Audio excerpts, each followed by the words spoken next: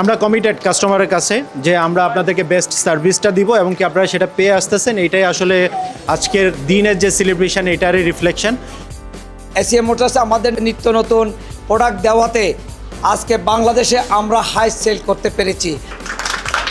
আসলে আমি একজন ডিলার, আমিও গর্বিত, কারণ আমার এই ডিলার পয়েন্টে চিটাঙে এই জন্যে আমারও হাই সেল হয়েছে।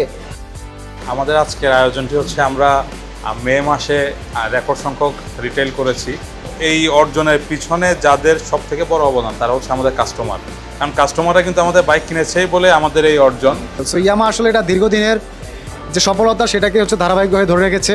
সো ভবিষ্যতে আমরা এর চাইতে আরও বড় বড় অ্যাচিভমেন্ট করব।